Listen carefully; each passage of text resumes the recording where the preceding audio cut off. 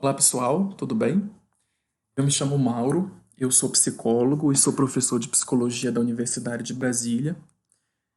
Eu resolvi fazer uma contribuição para a sociedade a respeito desse momento de quarentena que nós estamos vivendo.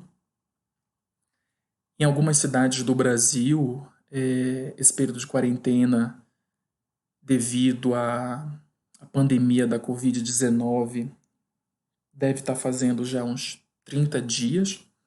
Na minha cidade, que é Brasília, nós estamos de quarentena desde o dia 12 de março de 2020, de quarentena. E as medidas que estão sendo tomadas para evitar que as pessoas, que um grande número de pessoas sejam contaminadas pela Covid, elas têm colocado vários desafios nas nossas vidas, como ter limitada a nossa circulação, ter que trabalhar de casa, ter que cuidar dos filhos enquanto trabalha dentro de casa e limitar as nossas saídas de casa apenas a momentos que sejam necessários, né, como ir a supermercados, farmácia, etc. Todo aquele momento anterior que nós vivíamos de poder sair de casa quando a gente quisesse, ver as pessoas quando a gente quisesse, a gente não está podendo mais viver. Então, eu tenho percebido que, especialmente no Brasil, nós temos usado muito o termo isolamento social para descrever a quarentena. E em outros países tem se usado o termo distanciamento físico, que é um termo até mais interessante, e algumas pessoas também estão usando o termo isolamento físico. Então, toda a discussão que eu vou convidar vocês agora a fazer é por que nós devemos substituir o termo isolamento social por distanciamento físico e até mesmo isolamento físico. Bem, só para contextualizar, nós tomamos conhecimento do surgimento da Covid-19 no início de janeiro desse ano, e com a rápida disseminação do vírus ao redor do mundo, as autoridades decretaram estado de quarentena em diversas cidades. Nós temos aí países que estão com grande número de pessoas contaminadas, o grande número de mortes, então calamidades públicas estão acontecendo e nós precisamos transformar, mudar o nosso comportamento para nos ajustar a isso. Bem, tradicionalmente na mídia, o termo utilizado, principalmente no Brasil, para descrever essa situação, para frear a Covid-19, é o termo isolamento social. E eu vou propor aqui o uso do termo distanciamento físico e vou explicar por que esse termo distanciamento físico ele é melhor, porque ele descreve melhor a situação. Apesar da gente estar em casa, né, trabalhando e com essa liberdade limitada, nós podemos ter acesso ao contato social das pessoas pelo uso de tecnologia que nos ajudam a superar esse distanciamento no qual a gente se encontra. Então, todo mundo deve saber ou conhecer que existem várias redes sociais que nos ajudam a manter contato com as pessoas, a despeito da distância física que existe entre nós. Então, normalmente a gente usa isso quando viaja ou quando está há muito tempo sem ver as pessoas, moramos em outras cidades, mas as tecnologias, as mídias sociais, as redes sociais podem nos ajudar a superar esse distanciamento nesse momento também da Covid. Olha só que interessante, que algo que foi construído sem esse objetivo pode ser utilizado para isso, né? Inclusive, muitas pessoas já estão fazendo encontros online ou encontros de trabalho, encontros de grupos de pesquisas, aulas online, usando essas ferramentas. Não só as ferramentas sociais, mas algumas ferramentas que são usadas para encontros de trabalho mesmo, né? Elas têm sido úteis para superar esse distanciamento. Bem, Esse uso de tecnologias para você entrar em contato com alguém com o qual você não tem uma proximidade física, né? Ela foi desenvolvida já desde o início dos anos 2000. Aí a gente teve várias redes sociais que são utilizadas ou foram utilizadas em algum momento. O mais interessante é que esse uso de redes sociais, ele tem uma motivação que é uma motivação básica humana. Talvez grande parte de vocês conheça a pirâmide de necessidades que foi proposta pelo Maslow, né, das necessidades básicas fundamentais. E essa pirâmide, ela foi existe uma proposta de reformulação dela por psicólogos evolucionistas que mantiveram alguns aspectos da pirâmide, mas fizeram modificações em outros aspectos. Então, o uso dessa rede social, a gente vai ver na motivação básica da filiação e do pertencimento, onde nós buscamos o contato social e as redes sociais podem ser um meio pelo qual nós buscamos esse contato social.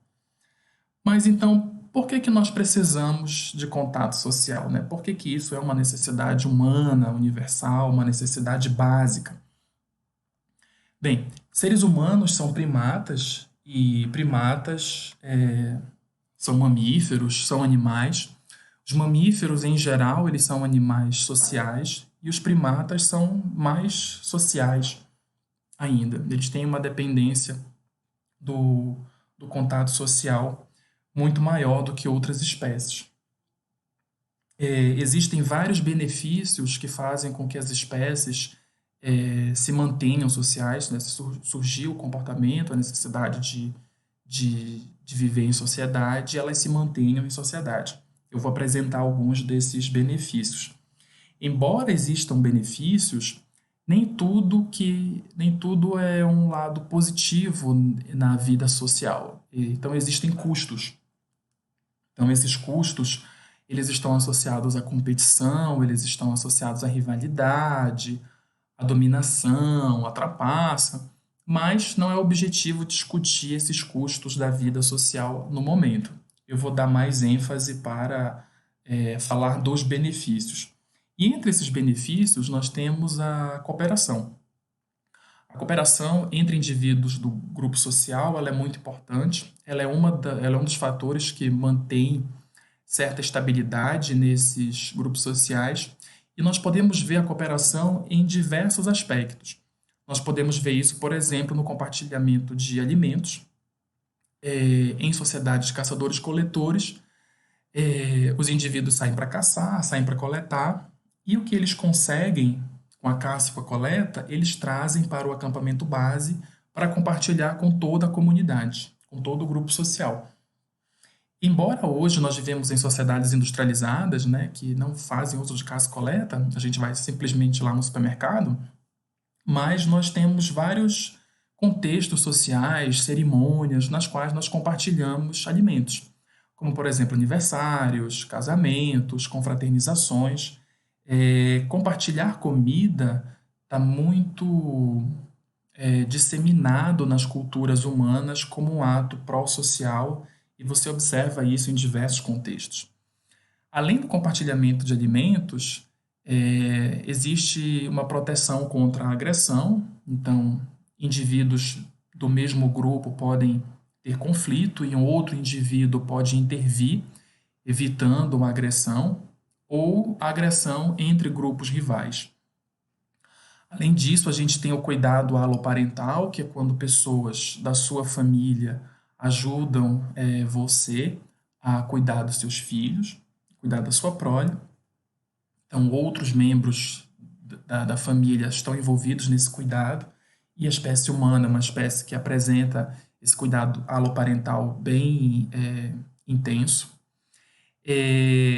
A convivência, né, entre pessoas de diferentes gerações, ou mesmo da mesma geração, os coetâneos, que são permitidos pelo cuidado aloparental, permite também que haja aprendizado social. Então, nós podemos aprender por observação, por imitação e por instrução observando pessoas mais velhas ou observando coetâneos.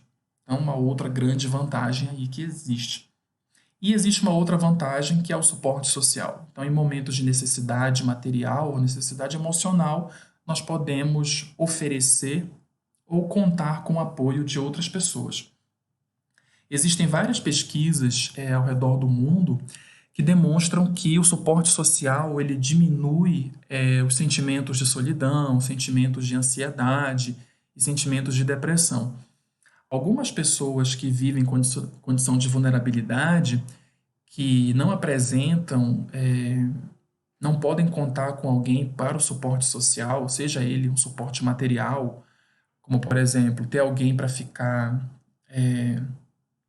para vigiar sua casa enquanto você está viajando, ou alguém que possa emprestar um dinheiro para você no momento que você precisa de ajuda financeira, ou um suporte emocional quando você precisa tomar uma decisão difícil, você precisa de apoio, de orientação. Independente do qual tipo, né, se material ou emocional, pessoas que têm, que vivem em condição de vulnerabilidade, elas têm esses sentimentos de solidão, de ansiedade e depressão ainda maiores. Então, as pessoas que não possuem, ou, desculpa, as pessoas que possuem, né, uma boa rede de suporte social, esse suporte ele funciona como um fator protetivo para diminuir esses sentimentos de solidão, ansiedade e depressão, que são sentimentos negativos. Existe um TED Talks, que é uma plataforma que convida profissionais, pesquisadores para falar sobre as suas pesquisas, sobre o seu trabalho, né, para o público em geral, que é muito interessante, onde eles descrevem o quanto fatores, né, de saúde, fatores sociais, eles afetam você ter uma vida longa e com qualidade. Então, entre vários índices, né, que foram avaliados, né, como hipertensão, prática de exercício, ter sido vacinado, parar de beber e parar de fumar, todos eles, obviamente, contribuem para a sua saúde, para a sua longevidade, para a qualidade da sua vida. Mas, interessantemente, né, apesar desses fatores serem importantes, os fatores que foram mais importantes foram os fatores de possuir relacionamentos íntimos, ou seja, possuir relacionamentos próximos e estar integrado socialmente. Então, você ter uma boa rede de relações e você ter contato com essas pessoas, você poder oferecer suporte, receber suporte social e isso poder estar de alguma forma contemplando vários aspectos da sua vida, seja pessoal, o afetivo, o aspecto familiar ou do trabalho. Eu vou deixar o link desse TED Talks para vocês na descrição do vídeo. Existe um psicólogo e antropólogo, o Robin Dunbar, que ele possui uma teoria que ele chama de o cérebro social. E eu trabalhei com o Robin Dunbar, eu fiz parte do meu doutorado com ele. E a teoria com a qual ele trabalha, né, é interessante porque, embora a gente conheça milhares de pessoas, né, até pelo uso das redes sociais, de fato, nós só temos relacionamentos com bem menos pessoas, né? Então, relacionamento seria aquele fato de você ter conhecimento da vida pessoal daquele indivíduo, ter informações pessoais e não só informações de trabalho, por exemplo, né? Então, o fato da gente conhecer muitas pessoas não faz necessariamente que nós tenhamos um relacionamento com todas elas. Então é interessante que nós escolhemos, né, ativamente as pessoas com as quais nós queremos ter contato. Seja esse contato, seja pelo parentesco, pela proximidade emocional, pelas semelhanças em gostos, em preferências. E a gente pode não perceber que essa escolha é uma escolha ativa, né? Mas ela é uma escolha ativa. E, e essas questões, né? A semelhança, as preferências, o parentesco, as similaridades, elas são fatores que nós percebemos e que fazem a gente se aproximar das pessoas, né? E querer investir mais do nosso tempo, né? E do nosso afeto nelas. A gente considera que o tempo que você interage com alguém, né, é um investimento que você faz. Não só o investimento do tempo, né, mas o investimento afetivo. E esses dados são bem interessantes para a gente avaliar como é que essas redes elas funcionam, né? Então, a própria teoria do Robin Dunbar prevê que as pessoas mais próximas, né, os relacionamentos mais íntimos, são em torno ali de 5 pessoas, são as pessoas com a qual existe uma grande troca, né, dar e receber suporte social. E aí eu sempre faço essa reflexão com os meus alunos, né, de que o cérebro ele precisa muito mais do que oxigênio e alimento para funcionar bem. Ele precisa ter bons relacionamentos. E eu uso essa imagem, né, que eu estou mostrando aqui para vocês, que é um cérebro onde as circunvoluções do cérebro são, na verdade, as curvas, né, das pessoas ou entre as pessoas. Porque isso significa que nós estamos falando e vivendo questões sobre relacionamentos com frequência, né? E que a qualidade desses relacionamentos ela é muito importante para a gente, tanto é que ela afeta na nossa saúde mental. Então, para finalizar, por que é então melhor falar em distanciamento físico do que isolamento social?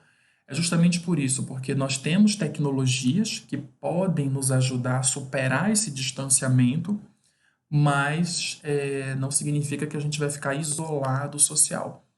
Então, durante o período da quarentena, é muito importante que a gente se mantenha distante fisicamente, né? Ou, como outro termo, o isolamento físico, mas a gente não se isole socialmente. A gente use essas redes sociais a nosso favor para que a gente possa interagir com as pessoas, que é algo que a gente sente que, que quer fazer, que deve fazer, a gente sente saudade e busca ativamente por isso, né?